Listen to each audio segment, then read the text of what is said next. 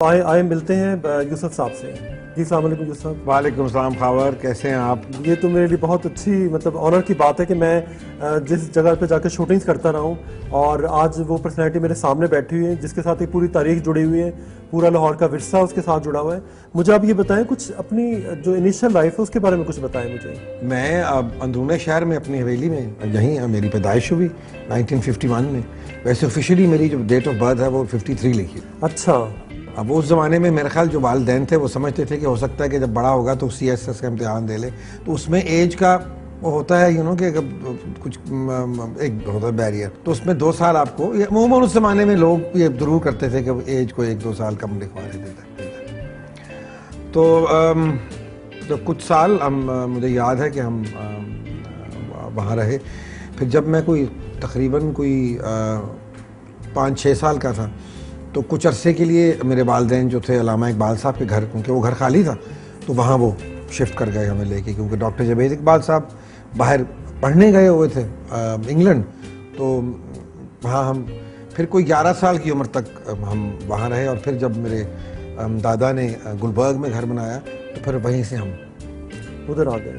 تو آپ کی جو ایجوکیشن میری شروع سے اپنا کنڈر گارڈن سے لے کے اور ایف اے تک ایچ ایس این کالج میں، اور اس کے بعد پھر گورنمنٹ کالج میں.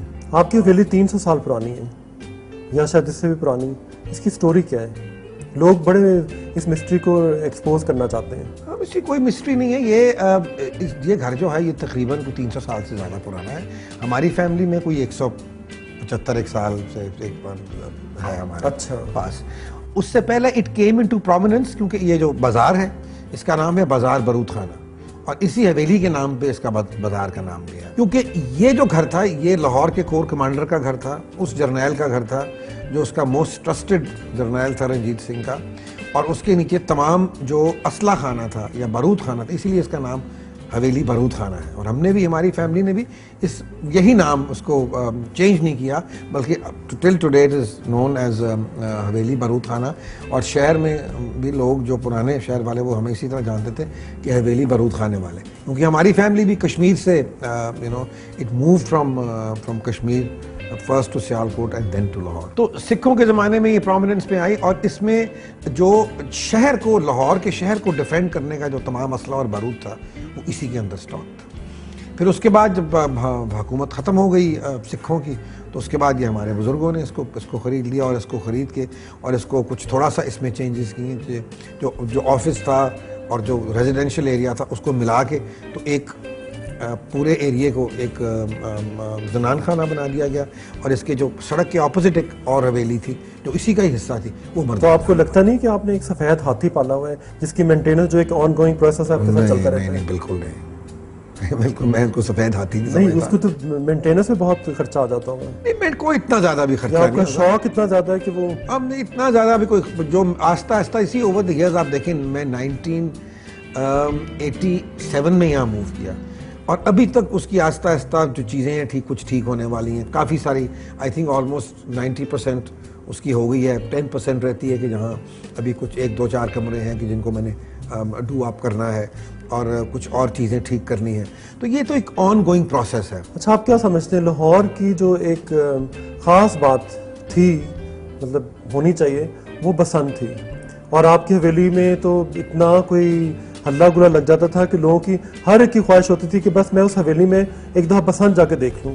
میں نے کبھی خبر روکا بھی نہیں کسی کو، اور آپ نے کبھی روکا بھی نہیں، اور میں نے کبھی اب یہ سب کچھ بند ہو گیا تو آپ کو کیا فیلنگ ہوتی ہے اس سے؟ بڑا مجھے دکھ ہوتا ہے، کیونکہ دیکھیں بسنت، کئی دفعہ میں سوچتا ہوں کہ میں نے بسنت کو کیوں اتنا پاپولرائز کیا. لوگ آتے ہوتے تھے کیونکہ دیکھیں اس کو کوئی بھی حکمران یا حکومت میں اتنی عقل نہیں ہے یا سینس نہیں ہے کہ اس فیسٹیول کو سمجھے یہ دنیا کا سب سے بڑا فیسٹیول بن سکتا ہے. ایسا کوئی فیسٹیول دنیا میں بتاؤ کوئی ہے کہ جہاں ایک 2 دن تمام شہر جو ہے اپنی چھتوں پہ کھڑے ہو کے ڈھول بجا کے کھانے کھا کے ایک جو ایٹماسفیئر آپ کریٹ کرتے ہو ابو آن دا روف ٹاپس، یہ دنیا میں ایسا کوئی فیسٹیول ہی نہیں ہے.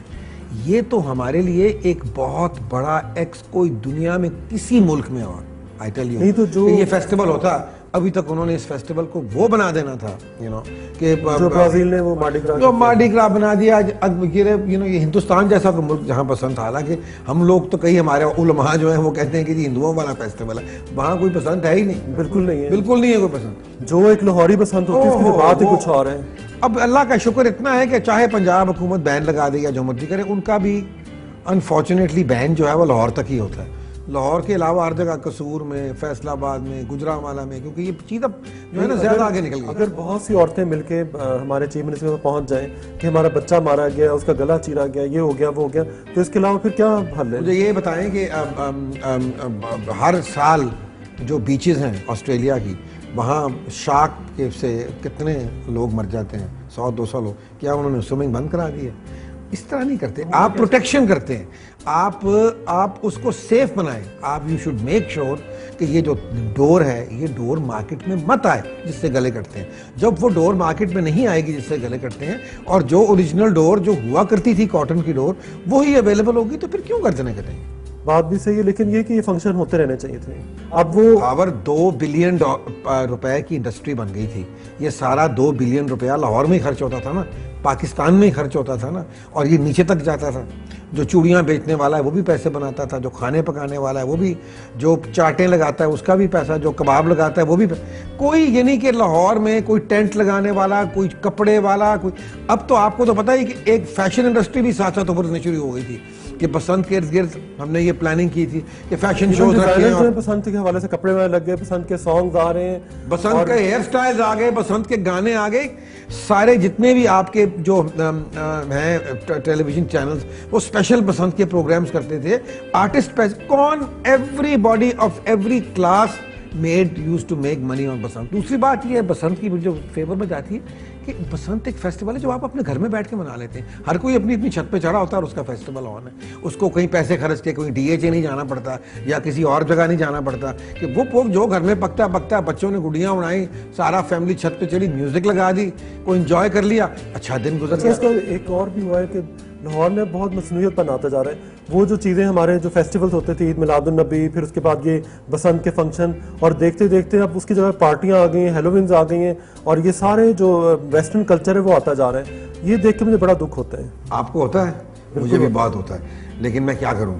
پارٹیاں تو آپ میں بالکل نہیں کرتا. بالکل پارٹیز جس طرح کی پارٹیز میری نہیں ہوتی. میری ہمیشہ جو پارٹیز ہوتی ہیں وہ ہوتی ہیں جہاں کوئی آپ کو کوئی میوزک ملے گی, یا جس میں بسنت کی پارٹی ہوگی یا اس طرح کی. میں نے نہیں کبھی یہ نیو ایئر اور ویلنٹائن اور یہ لٹرم پٹرم, I have never done this. ہماری سوسائٹی میں کچھ ایسے لوگ بھی ہیں جو دوسروں کو کھلا پلا کے اور ان کے ہلا گلا لگا کے, میلہ لگا کے خوش ہوتے ہیں. تو ایسی پرسنالٹی ہمارے ساتھ بیٹھی ہوئی ہیں, اور وہ پہلو کون سے ہیں وہ ہم بریک کے بعد کھولتے ہیں. کہ وہ چاہتے, اب مجھے پرانے وقتوں میں مجھے یاد ہے جب لاہور میں ڈاکہ پڑتا تھا نا, شام کو ہیرا منڈی کے اندر وہ ڈاکو پکڑا جاتا تھا, کیونکہ اس نے اور جانا کہاں ہے, اس نے پیسے اس نے لوٹے ہیں, اس نے وہیں آگے خرچ کرنے ہیں.